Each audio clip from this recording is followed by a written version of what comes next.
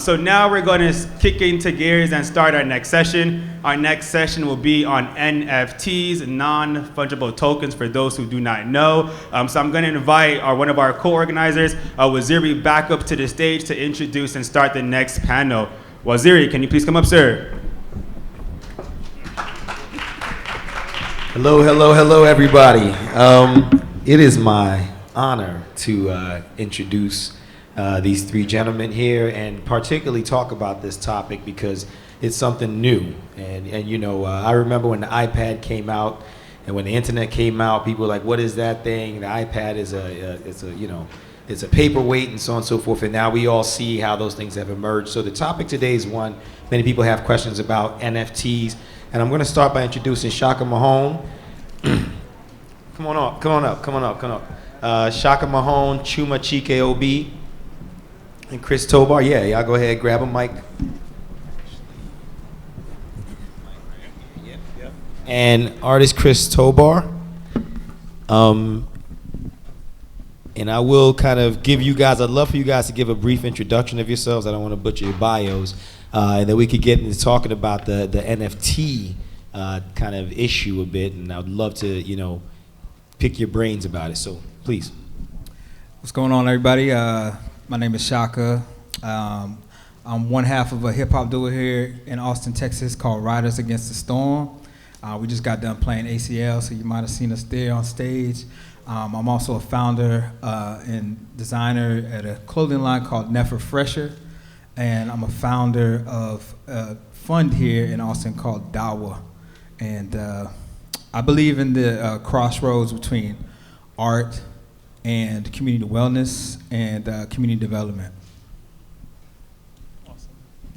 How you doing today? My name is Chuma Chikeobi, and a couple of things. I'm a surgeon in town, and the reason I'm here today is because I'm also a digital art, you can say enthusiast and educator. So I founded a company, GMI Advisory, and the focus is to educate classically artists, but really anyone who is interested in learning about this new technology that I think is very, very profound and will impact a lot of us in the way we conduct our activities. And so excited to be here, and I look forward to learning from my co-panelists and talking about NFTs, a big passion of mine.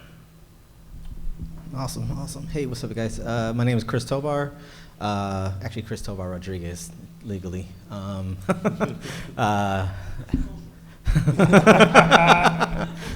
2, 3, 4, 5. So I'm an illustrator, artist, designer. I want to say creative experience director. And then I also am I'm the creative director over at Of Color, that creates events on bringing artists of color experiences here in Austin. And then, what else am I? Yeah, I'm a human. What's up? What's up? There you go. So I'm going to just go ahead and get it started. It's funny, on my way here the other day, I saw a sign right on Congress and Old Torf, and it says, "This is an NFT." Big old billboard, and I was like, huh? I was like, so billboard's an NFT? Like, so we'll just get into it, right? Non-fungible token. Would love you guys to all give your view. I mean, we know what the definition is, but what is an NFT to you? Yeah, so a bit more background. So kind of being somewhat of a nerd, I kind of discovered this space. Back in 2017, I started looking at digital collectibles, and I have learned a little bit about it. Basically, an NFT is it's a non-fungible token, and all that means is that it's basically now possible to have. Your mic up a little bit. Is that better? Okay, Yeah. no, that's much better. So a non-fungible token is basically a way to have whatever you want in digital form, in a way that's almost impossible to fake or change the ownership of, because it's tied to blockchain technology, and blockchain technology is the way that allows that to happen. So if you're an artist and you create a piece and you launch it as an NFT, anyone can look to see that you made it, the time you made it, and it's basically impossible for anyone to ever change that or to copy it without having that record. It's almost like a signature, essentially. If you sign a piece of work, that can't be faked. So that's what makes it so powerful, because it wasn't impossible to do this before, now, in a way that anyone could easily verify it and check it. So it's a huge deal for a lot of industries. But the first thing we're seeing now is a lot of creatives understand the value it brings to their business and their art, because they can launch this stuff and have anyone in the world get access to it fairly easily. Yeah, I mean, I think it's, I see it as, you know, if you're a digital artist in the past, you were pretty much like a graphic designer or something like that, and you got paid to create something for somebody else. Or, you know, people might come across your work online, you might sell it as a print or something like that. But through the digital technology, you know, you have an opportunity to have that unique ownership, and then after it's sold, you can also still receive royalties and things after it's sold. So if I sold, say I do the Mona Lisa, you know, and I sell it for $2 million, that person that owns it now sells it for $6 million. I don't get anything after that. There's no thing coming back to me, and through the blockchain and everything, that opportunity opens up. You know, a lot of people, I think they see, they're like, oh, it's just a JPEG, it's just a digital image. But in the past, you couldn't, there's no real way to monetize that. And so this is a way to monetize your work and in turn also receive royalties. So I think that's something unique as a creator of digital art. I do physical art as well, but as a creator of digital art, it creates opportunities. So it's something that's a new opportunity. Yeah, I don't think we can say anything else about that. I have nothing else to say. I think you guys really covered the bases. Not playing. I really think that I think that's a really great point. Is that we're as creators, not just digital artists, not just illustrators, but even music now, moving in that way. Even creating video content, like even creating this experience. Like this experience could be an NFT that goes into your stamp. It's almost like a passport that like now we can track to see like, oh, did you really show up? It's like, it's confirmation, which is gonna be really cool to like create experiences moving forward, and just like being able to share what you did. Because as a digital artist like myself, you know how many illustrations I've done that like I scrap because like, oh, I don't think this is gonna work in print market. I don't think this is gonna work in the landscape of a art show or anything. So like now this space actually gives me a point to like create these like illustrations that have movement, and now I can add more value and also create uniqueness, which is also kind of cool. Like you can make a bunch of them. You can make 1,000 of them if you want to, and then have, you know, each one could have its own uniqueness and have its own like digital tag that's attached to it, which is gonna make it, you know, really cool for people that like, oh, I bought a print. If you bought a print from Picasso or Banksy and someone printed all those, like there's no like telling if those are a real screen print or that's a silk print, what kind of printing that was, because that's what increases value for the print itself, is depending on the type of ink, the type of things. Like it really ups the level. Doesn't mean that the art's not valuable, it just means that the art now will be even more valuable because you know that stuff going into it versus like just kind of just showing up to it. Yeah, I think that's just right, and I love that we're here with, you know, with two artists. I'm you know, in this space I'm more of an educator and a collector, but when you look at what's going on in NFTs, there's a lot of interest from really big entities, a lot of capital being poured into this space as we speak by the billions. And so to me, it took a long time to kind of understand what was going on, and I'm still kind of working on that, but it looks a lot like the internet. The way that kind of, and I was fairly young when that happened, but I was old enough to watch that happen a little bit. When the internet launched, the companies and the people who understood it earlier were better positioned to leverage it in some way to make their lives better. And so with what's going on now, people and artists, and even collectors who are looking and saying, okay, I wanna, you know, I found, you know, like Chaka's music, I wanna, you know, own some of that and collect some of that and support the artist. Like those who understand early enough, like what's going on, can look at it and say, okay, you know what, maybe I want to make my own art in this way and use this technology to make it extend my reach in some way or change the kind of art I'm doing in some way. I think it's totally up to the individual. But I think the new wave of technology is important enough that we're doing this and talking about it and sharing ideas. That's excellent. So thank you. I mean, so many different perspectives. So Chuma, you mentioned this authenticity, right? There's a signature. Shaka, you also brought up a really valid point about being able to take it. I like to call it the Master P effect, right? I don't need this label anymore. I'm going to go sell it to Trump, right? And of course, that brings back a very interesting point was like the contractual obligation. So this happens, I want to coming back to me. It almost feels like it's giving artists today something that Prince wanted, right? Or something that those folks want. I want my name back. I want control over it. Where does it go? Where do you see this kind of power enabling you as artists? And then the question for you is the experience, right? He's creating, how are you experiencing it in a way that brings the artists and the collectors, I'd say, together? I mean, I don't think I can speak too much on where it's going, but I think following what Chuma was saying, you know, this kind of sky's the limit. We're at the beginning of it. You know, when the internet first started, you know how long it took to like download an image. You know what I'm saying? And now, you know, we're watching videos on our phone, and like there's pretty much the internet never goes off. You remember when TV used to go off? I was old enough today. It would be like boo. They play the Pledge of Allegiance, or not the Pledge of Allegiance, but the Star Spangled Banner or whatever. The flag would come on, and that was it. You know what I'm saying? You got to wait till 7 to get TV again. You know what I'm saying? The internet used to be like that. So, you know, the way I see NFTs is like that. Like we're at the beginning, we don't know.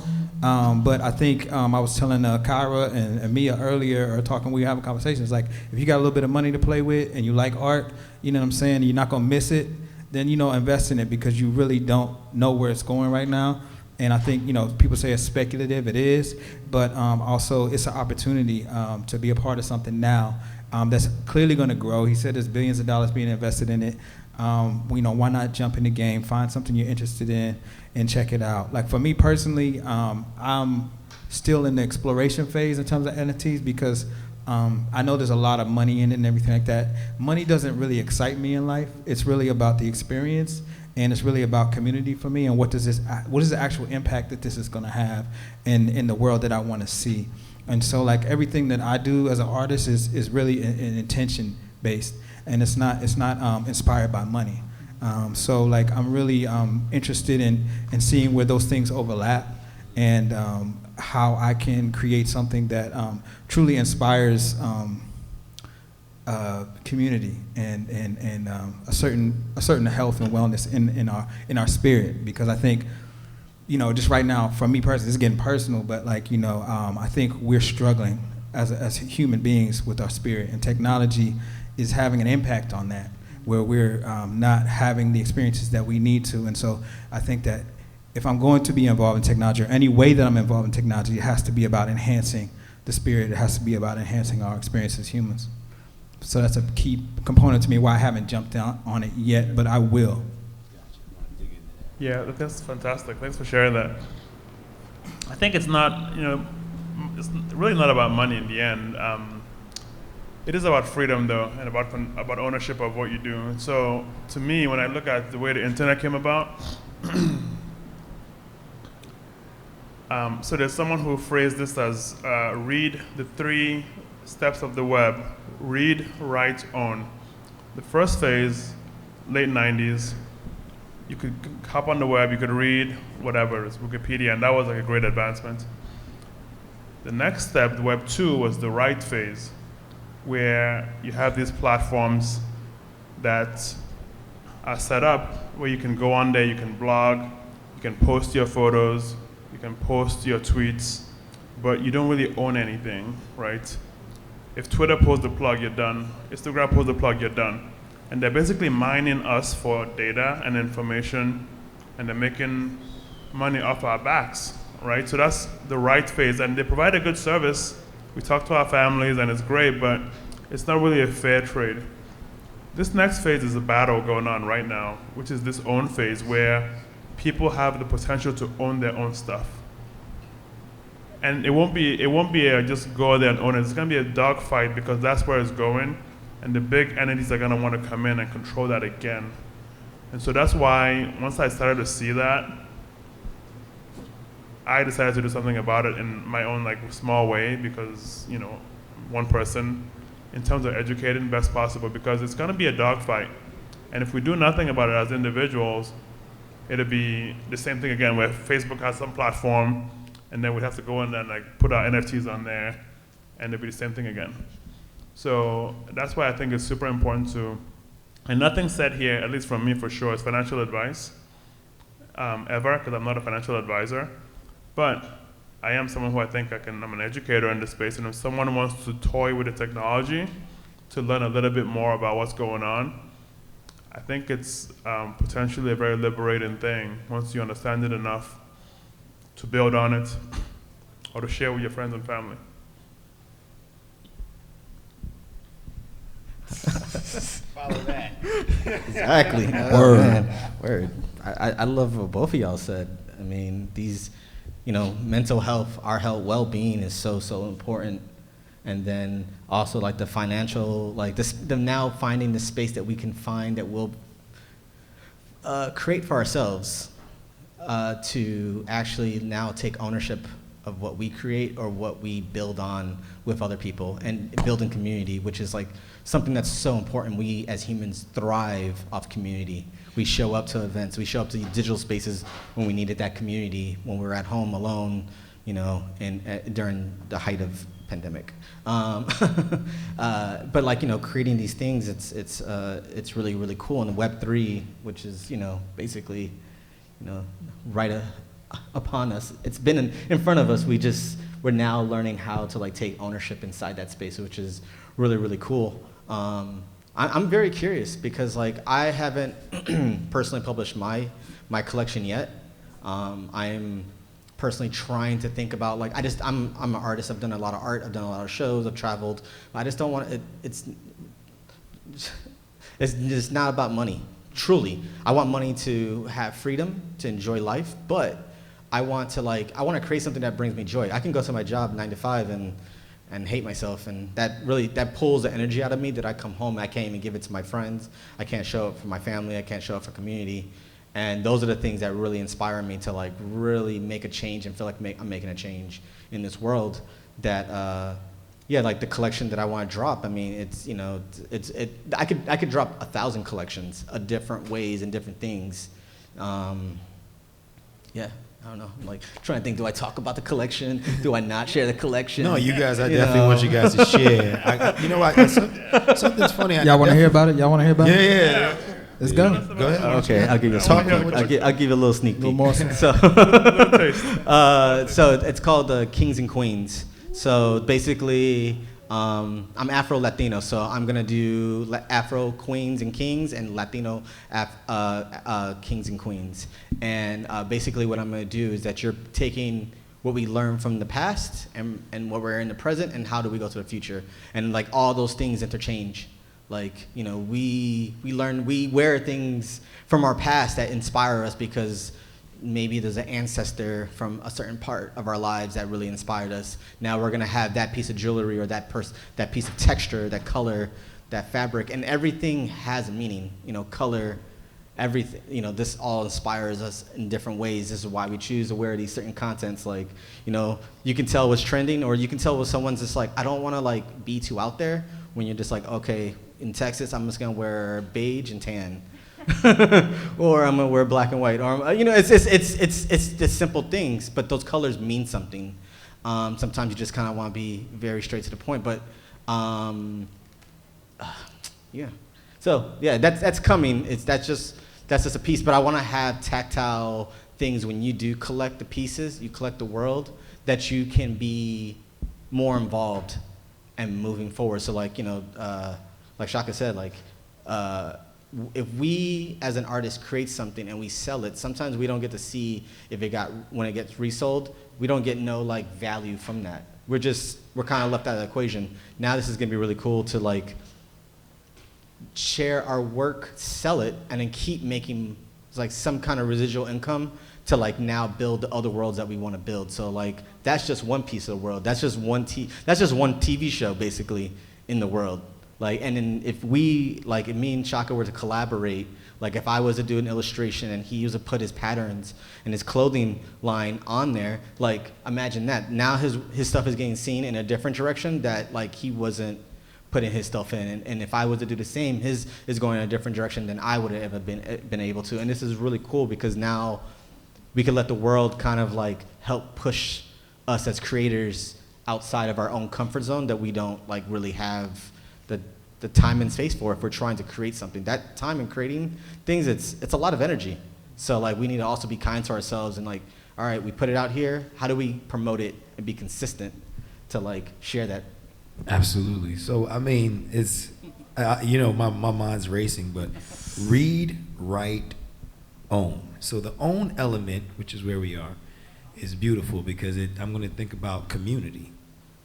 And you know, the owning of it, you know, I'll say back, remember when we were growing up, you'd always hear about the artist that you loved that went broke. Like Tony Braxton, like how did that happen? TLC.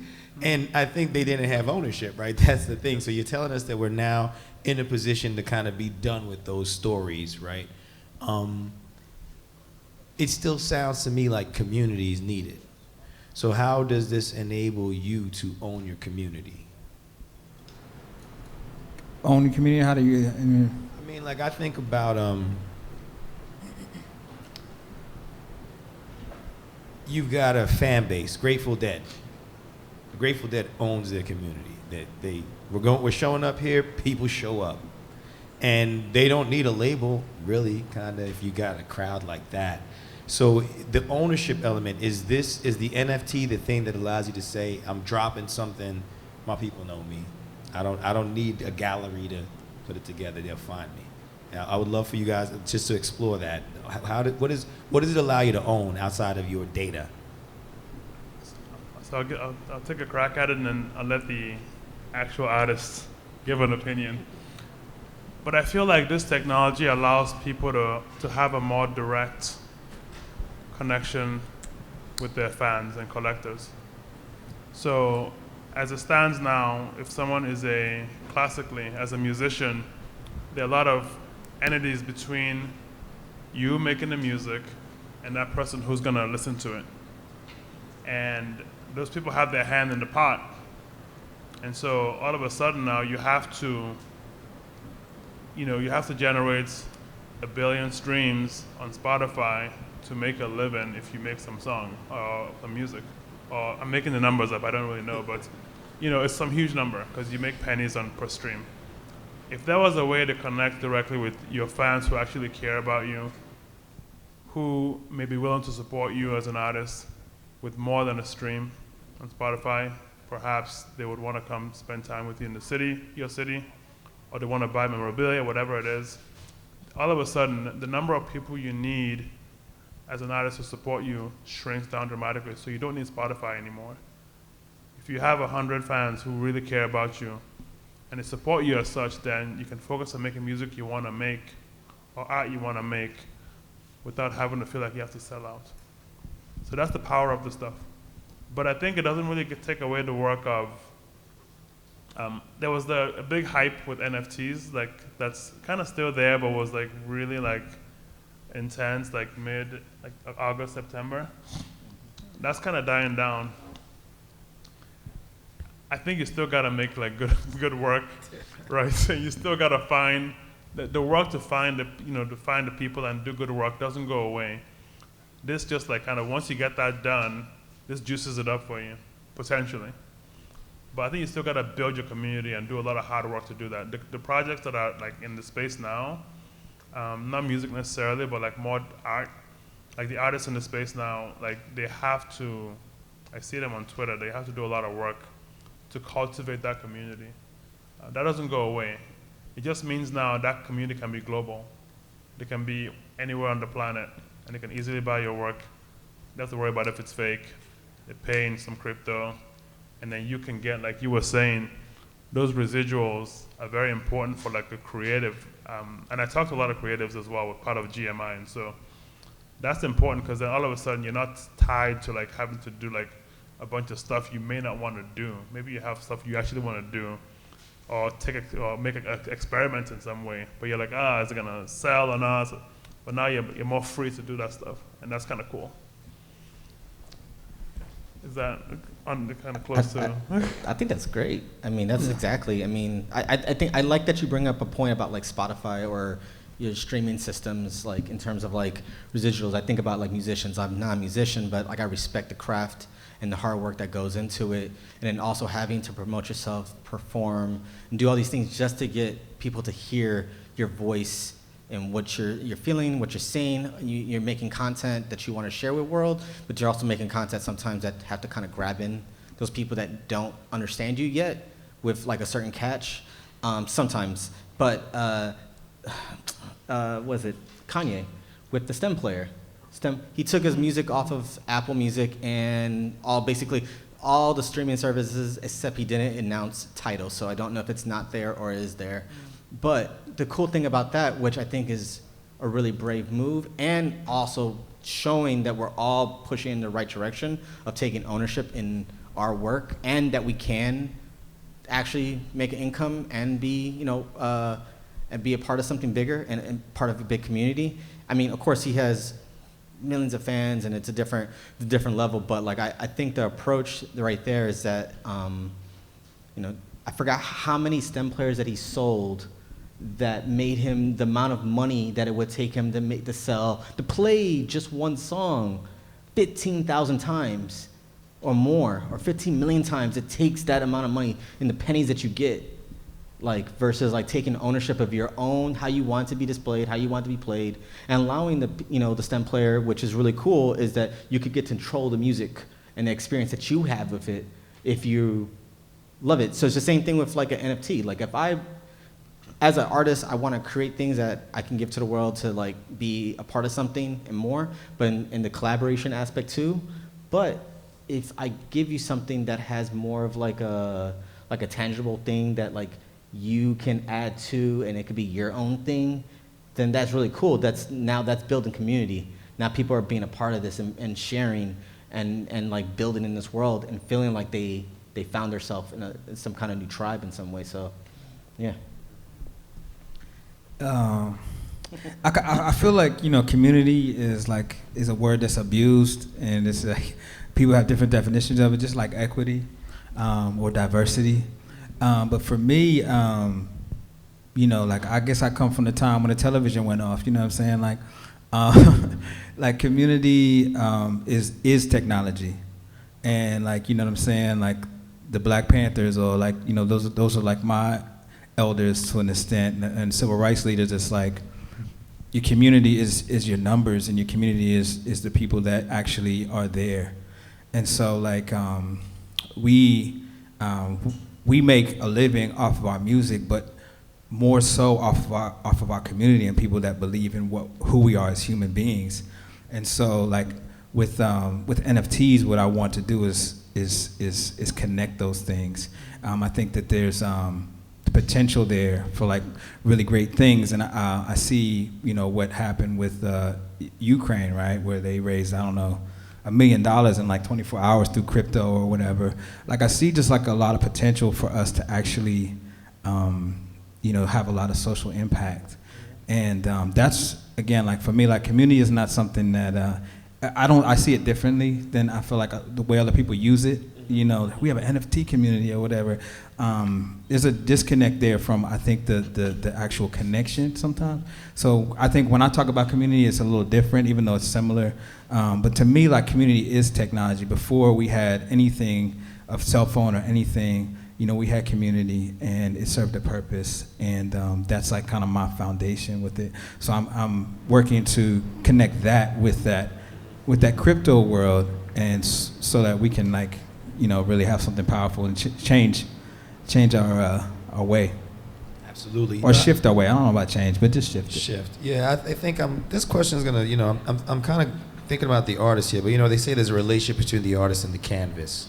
right? And you guys both said something in our prep, right, about the patient play. There's a lot of pictures of cats and monkeys, and I look at NFTs now. I'm like, that's what they're making. You have this powerful tool, and it's a cat. So I'm assuming that the tribe, or rather, when I say community, I say tribe in the positive sense. Very Seth Godin tribe. They're expecting something from you all. They hold you all to a standard. And so when you think about something, the kings and queens, I'd love to talk about where you see yourself being inspired to actually leverage this technology in a way that benefits your tribe. To give us an idea of that. I was gonna say, in regards to that of a tribe and taking the space that I'm adding to this world, because I'm adding to it. I'm not trying to take anything away from it because it's given me who I am. But I also look at it like, how could we take that digital space, now extract that, and now do something in the physical community, have physical reaction kind of going on. If it's even building land or buying land or building spaces for people to now go and create these extra little things that they want to do that can now be brought into the digital world, then it can also be sold in physical world. Because it, yeah. Sorry. So distractions. From the Yeah, digital to the physical world, or the physical world back into the digital. Yeah. I mean, even if you think about it, like when you look at our favorite cartoons, the things that they were wearing, we got inspired by to build on us. That's what inspired some of our clothing, our choices, our habits that we wanted. Not habits. That's a weirdly word to put inside that conversation. So let's take that out. But doing building that kind of world and being inspired from that and being a part of it is really cool. Because if you look at the Disneys, I say Disneys because Disney pretty much tries to own everything in their own way. It's the world building. We show up to the movies, we read the comic books, we watch the cartoons, we're part of that world. We get in, and that's what I want to build. That's what I want to be a part of. I want to be a part of a world that can help be something more than what it is, and let people take it on their own and do stuff and be inspired to do their own thing and make no more copycats. I hate the apes. Sorry, I don't hate apes. I just dislike to hate apes. Let's move on. Is Kings and Queens, is that a physical project or digital or both? It's both. Yeah, it'll be both. I'm just gonna start in the digital space first, in this route, because I've done the physical space and gone that route, and just like everything else, it's a lot of work. But even in the digital space, it's a lot of work. You gotta be in Discords, or you gotta have Twitters, or you gotta have Facebook, you gotta have Instagram, you have to have moderators, and it's just so much work that it almost becomes a full-time. That's a job, and then basically you're building a tribe, but everyone has to be on the same page. You can't just have people you can't put people on your team to that's gonna distract you from where you want to go. You want to surround yourself with things that are going to inspire you to keep on this mission and feel empowered yourself when you hit the lows, but then also empower others to push through things for themselves, because we're all humans. We're all gonna have things that happen in our lives, but this digital space is allowing us to go further. Just it's tough, but it's awesome too. So yeah.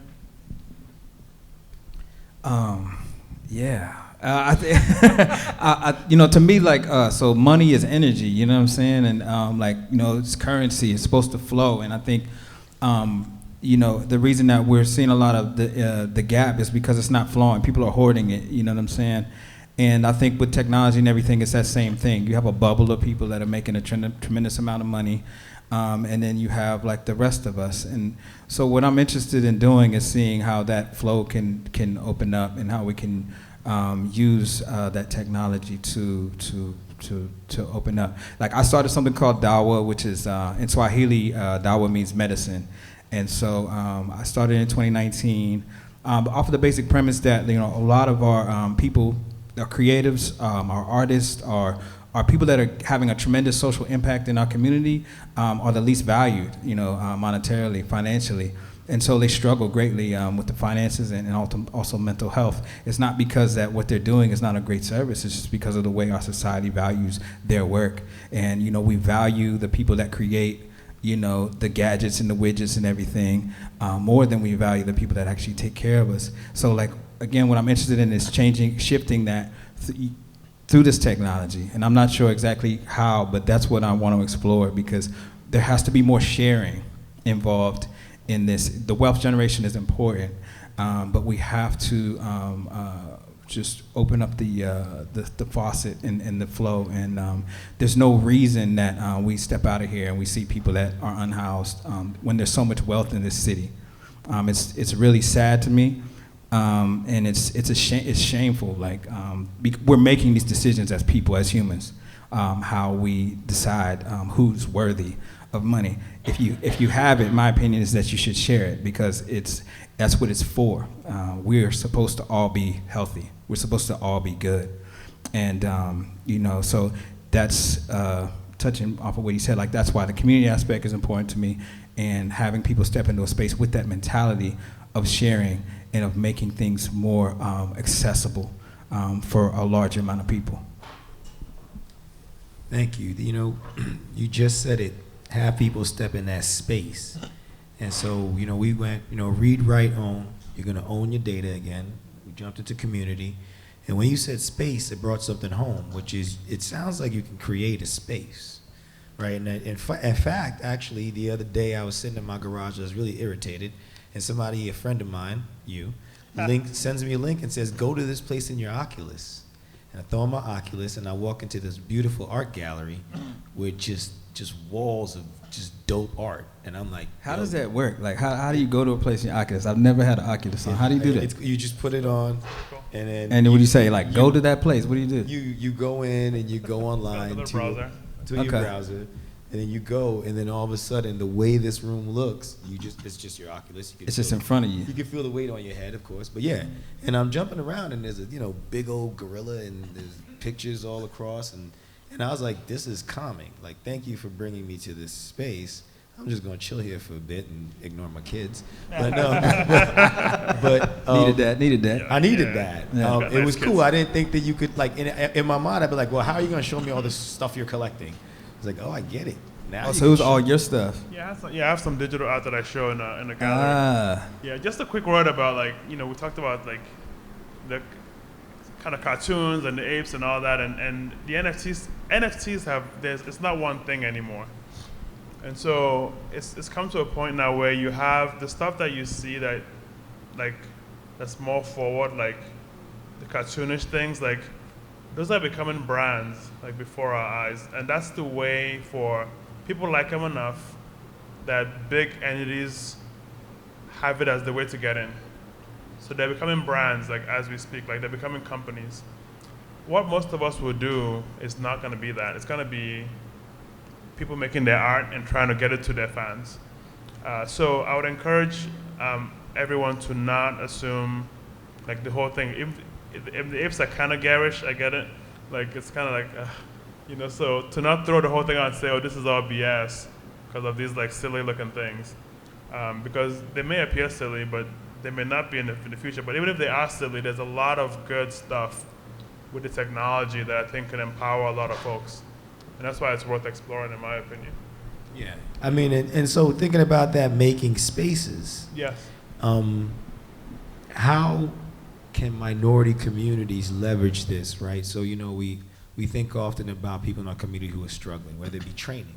Jump in here and go learn how to work the machine. Jump in here and learn how to paint with me, or jump in here and experience what it's like to work with Shaka designing something. How is this related to the NFT thing and the ownership? I own the music. I brought them to the following, to the tribe. I took them to the space. Like, this kind of slides into the where is this thing going? Yeah. But is it a space owning thing where, Sunday join me for blah, blah, blah, and 1,000 people jump in, and all of a sudden. It's beautiful. I think it's, I'm very optimistic about where it's going. I think, but it's going to be, again, like, it's going to be a dogfight. If you don't build your own stuff, Mark Zuckerberg will build it. and then you have to pay him for it, and with your data and everything else. So I think it's about curating your own experiences. So all of a sudden, you can now say, okay, these are the pieces I want in this space that my fans can come in. You can have Chris's pieces in there, and you build it for your fans as you see fit, for free. And that's the beauty, and you can train people in it. I think the virtual thing, yeah, you don't have to go buy an Oculus. It's nice, it's a cool toy. It may become essential, but just like the phone became essential, the smartphones, in the beginning it was kind of like, do I need this? And then we all need it now. So you can do stuff on mobile, but to me the big take home is to just try to explore the technology the best possible. And I think the curation is the big deal, where you can, once you have a foot in the space, you can now create the experience that you want for yourself, like you did in your garage. You took a break and that was like a positive thing for you, right? Yeah. And you probably were happier that day, and that was better for your family and you and that kind of thing. And so that's part of the beauty of it for me. I mean, I think it's all up to the individual, because, I mean, y'all might have never heard of Riders Against the Storm in your life, but, I make a living off of this. Like, I'm independent. I own everything that I do, and that's success to me. So I think the artist has to determine, like, are they going to jump on the Mark Zuckerberg thing because it makes them money faster, or are they going to build their own thing on their own? Me and my wife chose to take the path that we took. We didn't sign any like major deals or anything. We had some things on the table, but it's like, what road do you want to take? I think as time progresses, you just have more and more opportunity to really own your stuff. You may not be known like Kanye West. If that's what you want, then you might still have to go through that farm system, that plantation that he's complaining about now, but he made a clear decision, if you watch the documentaries, to go through that plantation. You know what I'm saying? And so, like, he had to go through those steps, and now he can come out on the end. Prince had to do the same thing. A lot of people, but as artists now, we really don't have to take that path. We really do not. And again, unless you want the Taylor Swift or the Kanye or the whatever, then you're going to have to follow that road. But I think even through time, that will change as well. So I think it's really up to the artist to determine what their goal is and what ownership means for them, and to work from there. I agree, 1,000%. What I would like to say to that also is that, like, which is really cool and really, really exciting, is that, like, now we're learning how to take ownership of our space and curate space, and also fans are looking for that the most. Like, I'm looking for more things that are locally curated, that's like upscaling, not just hobbyists, but like they're taking their craft and they're really putting love into it, and they're really passionate about it, that they're creating space for me to go to. So like, it's not, let me just create a space and everyone come to my house. Like, my house is the biggest house. Then that becomes a rat race again that we already went through, where like, oh, well, I have the coolest things at my house, so you come to my house for that. It's like, no, now everyone can create the really cool things, and then we can really find new ways to like modify it as we go, which is gonna be cool, because like, if you have a house, which I feel like that's another thing that I'm wondering how that space is gonna work, and that's like an opportunity, is how do you house your work? Like, how do you build that world for your work? How do you make your game? How do you make your work playable? Like, how do you make it interactive to where people can have like different fun with it, or interact with it, or experience it in new ways, or they can hear it, or what about smell or taste it? Like, we can't forget about those two. Like, I think that's like, those are things that we're gonna have to like, the opportunities are going to open the doors to new things for us. And I think if you're a creator, or if you're an experienced lover, or if you're even like, which is very, very important, don't anyone forget, is that we need investors, no matter what. Whoever you are, wherever you are, someone needs an investor to invest in them a little bit to open the door. I guess that was my call. My investor showed up. All right, I brought back. There it is. Thank you. $1 million. I love it. This is really moving in. You did it, man. You made it. No, we did it. So I feel like, it's not lost on me. There's so much value there, right? Like, we got to get explored. And I kind of, to the artist, right? Why not just go and shotgun? Kitty cats. I mean, hey, who knows? It might get picked up. And then I could fund a bunch of other things. Like, I do get, for those of us on this side, the next question is about, like, is this really going to be a 1% versus 99%? Because I don't have money to throw away on bets on what you think might work. But as an artist, the fail faster thing, right? We look at a lot of our counterparts who made it in tech. They didn't care if they lost. It's only daddy's money, right? But then it blew up, and so That part. So yeah. But as artists, it's like, would you suggest to some of our audience members, just go out and start minting and throw spaghetti at the wall, see what sticks? Or, what is the criteria used to say, hey, just go out there and learn it, and you'll learn faster, versus no, hold back, do the patient play? I just feel like that's a question that I should have. That's a very great question, actually. Very, very great question. Because the patient play is great if you have an end goal that you're okay with being patient with. It's the same thing if you have, it's like, okay, I have funny money. I want to just kind of throw this in there. If I make a little bit of something and I can like make a little return and then put it back in there, that's just the money that that you're taking from your savings or whatever you're earning or whatever that you want to add to. I think same thing with art. Like, find a way to like jump in it and just create, And when you'll find your voice, you'll find your way. I mean, the kitty cat stuff and the apes, and I get it. It's the same thing in real world. Like, everyone starts dressing exactly the same, and then people associate you that, oh, you're cool because I saw it on TV. But if you just dressed up like that first, they're gonna be like, oh, you're weird.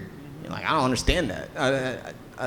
I need time to, but if you kind of show up and you're doing your thing, and it's like Shaka and myself, like we're not just doing.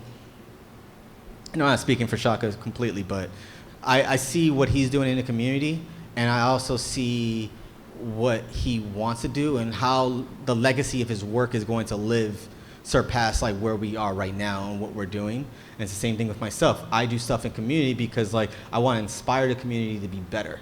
I want to like I want to be part of that creation wherever I can to like curate, enhance community. I want to add value to community. I want to add value to whoever I'm around with, so that way they can open the doors and go forward. And then now there's like a bunch of us now going through this door at the same time versus like you going by yourself.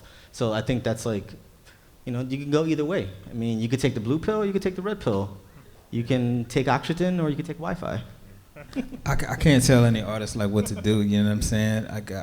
But like I know that, a lot of people, in the record industry, okay, Travis Scott is hot. I'm gonna do the Travis Scott template. There's already a Travis Scott. You're already behind. You know what I'm saying? And then you get shelved. And then, nobody hears from you again. You know what I'm saying? So I feel like just create, before you go into minting, because it costs money. There's a fee involved in it, and there's it's not like you just put it up for free. It's not like just uploading your art to Instagram. It's not the same thing. So, if you have some funds to invest and you feel like you're doing something interesting, then I would do it. But like first, see if people are interested on Instagram first, or wherever you share your stuff. See if people are really looking at it and what they're saying, what's their response. Get some feedback. That's why you kind of start in a community. But I mean that's, you do markets, you do pop-ups, you do little gallery shows, you put your stuff up here. You get feedback. People start buying a certain thing, you start making more of that. It's not because you just want to do that. It's because you're seeing what people are pulling out of what you're doing, and then you say, okay, I'm gonna do more of that. Oh, they like this little design with this little design with this little thing. Okay, I'm gonna put them together. But you have to do that in the real world. I feel like I wouldn't just try to jump out and be like, oh, they're doing cats, I'm gonna do dogs. You know what I'm saying? Because if you just look on the outside, it may not seem like it's there, but once you start looking, there's a million of the same thing. Like, I mean, literally, like just little changes it's ghosts instead of bunnies, and it's this instead of that. It's like so many of the same things. So you're probably not gonna have the success that you think you're gonna have because you think you got an idea. And then in the back end, what you don't see is that a lot of these people already have their little things set up before they launch. So people are already ready to buy those things. You may think that, oh, they just did a little, no, like that's a whole plan, that's a whole business plan that they had set up behind that project so that when it comes out, it's already successful to an extent. It already has this upward motion going on. It's not just some random person just like, oh, I'm good on Procreate. Let me just do a little thing. Let me do 10 of these. Let me put them up. It's not that, so don't be, it's like this isn't a get rich quick scheme no matter what. That's not how this works. And the things that work like that, usually, there's a real high cost to it. You're in the drug game or whatever, you're doing something that's quick, you know what I mean? There's some danger involved in that, or there's some serious high risk involved in that. So this plays out the same way. The laws are universal. What I was gonna say to that is, oh man, I already forgot. Sorry. The get rich scheme of getting rich really quick, it sucks. But also, I've done that where I explored, like I made stencils for a while, and then I chose, okay, let's see if this works. Let's test this out. And then you go and you do like an illustration. But it's also like market research. Just research. And also, if you don't know what you're doing, just ask questions. Just Google or use the web. Just talk to somebody. Yeah, talk to somebody. Ask a question. And I feel like right now, which is a great space that we're in right now, is that no question is a dumb question. Just ask the question. Someone's gonna answer you. Someone might look at you and be like, you're too far behind me. Someone's gonna be like, you know what? I got the right answer for you. And then that person's you guys might collab and like open another door that you never knew. And create that space and find out that maybe it should have not been a pig Teletubby or whatever it may be. Something that's super simple. But hey, at least you tried. So yeah, it's always, for me, it's always education first. So and this is not financial advice again, but if someone is a serious artist or collector, before committing energy or funds into doing any of this, I would try to find someone who is roughly in a similar boat, maybe more advanced in terms of being in NFTs. And that's the place to do that, is really Twitter. And it's hard to get on there and find someone like randomly who is there, but that's why the resource here, I mean, I'm on Twitter a lot and I talk to a lot of artists all the time. And so if anyone has someone they want to talk to, someone who is a photographer doing this, I can point you in the right direction if you need that. But talking to someone who's actually done it, who's a real person, if you're doing physical to digital or putting your physical to NFTs or music, I think that's, you're limiting a lot of wasted time and energy. If you talk to someone who has done something, you may not follow the exact roadmap, but at least you know what to avoid, the landmines in the beginning. And that to me is a great way to start. I got so many more questions. However, time is not on my side. Now that said, when Michael and I first started working on Rethink Austin, it was all about rethinking the trajectory of this city, but also creating a stage to give credit and support our people. So I'd love to close out by giving you guys a chance to talk to the audience about what you're doing, talk to your tribe out there so that they could follow you. I would love to follow. I'd like to be a supporter. And we here at Rethink Austin are really appreciative of your time and your insights in more ways than you know. But I'd like to close out with you guys going ahead and just telling us how to follow you, to learn more, keep in touch, and keep the conversation going on this. Go ahead. Yeah, so I definitely have to plug Dawa first.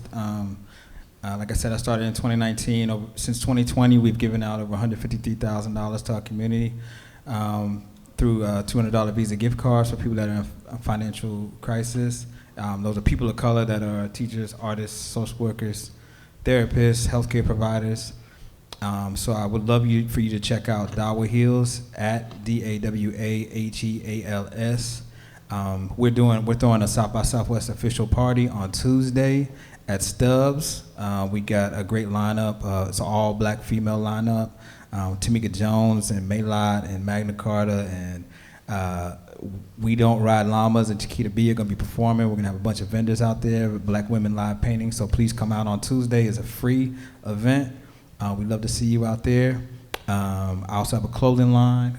It's called Nefer Fresher, NEFR-FRESHR. The line just got selected to be a part of a Macy's incubator program, and we were one of 25 brands chosen out of 600 brands to be a part of that. And so, hopefully in the next 12 to 18 months, the line will be in Macy's for retail.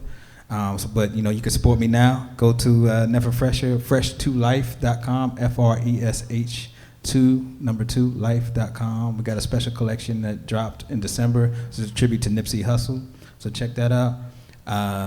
Also have music. Riders Against the Storm is the name of the group, and you can find that at RAS Hip Hop, HIPHOP. And that's enough right now, right?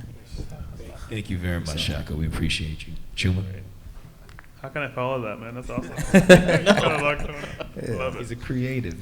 I love it. Yeah, straight up. So for me, my platform is GMI Advisory Services. So gmiadvisory.io, and what we offer is a platform to educate and inform anyone who cares about NFT tech, creatives and others. So we do speakerships and one-on-one sessions for now at no charge.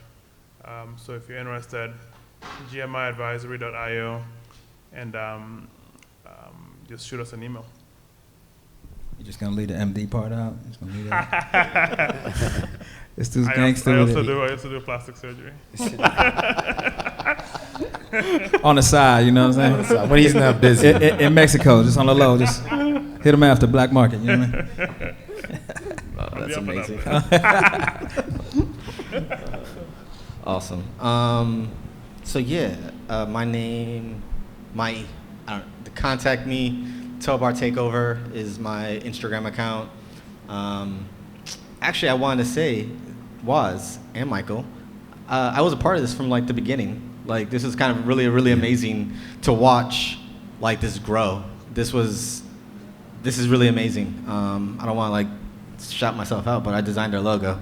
Hey, shout yourself out. We're gonna make an NFT of that too, right there. Oh yeah. You gotta miss that. Yeah, please make an NFT and put me in a contract, just a little, little something. Like from the beginning. Yeah. I thought you were talking about the event. I was like, No. I designed. That's live. Yeah, it's kind of funny because like for myself, I've worked behind the scenes on so many really cool events that I believe in. So like me and Waz actually met real quick in a coffee shop. I was actually doodling when I just first moved here to Austin 3 or 4 years ago. I was just doodling a Kanye West because I was like trying to do some like press illustrations. So I was like just trying to push it around, just trying to kind of like jump on that wagon of like, all right, like how can I get myself out there? I get it. That's not what I want to do, but that's what I want. That's what I'm gonna do. And yeah, we just connected, and he told me about what he was doing, and he was like, I'm the mayor, basically. This is Mayor Waz. Mayor Waz. I like the sound of that, man. What's good? And 2024, what we doing? Unofficial. No But yeah, I thank you for the opportunity. Thank you for holding a stage and bringing us all here together. This is really amazing. I really appreciate you and Michael and the team for creating this space for us to be here. Well, listen, it was our pleasure.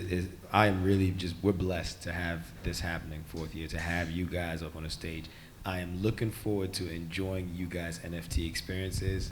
My kids are going to be like, Daddy's in the garage doing that, mental health art walkthrough with the clothing store. Yeah. But I'm really looking forward to seeing that happen. In any way we can continue to support, we would love to. So with that, I'd love to give a hand to these gentlemen for the time that they've spent. Thank you. And with that, we're going to close this session on NFTs. Again, please feel free to reach out to any of the artists / advisors on the Please, panel. I would love to hear from anybody here. Please reach out. And again, you can also shoot your questions to us at Rethink Austin, Autumn HQ.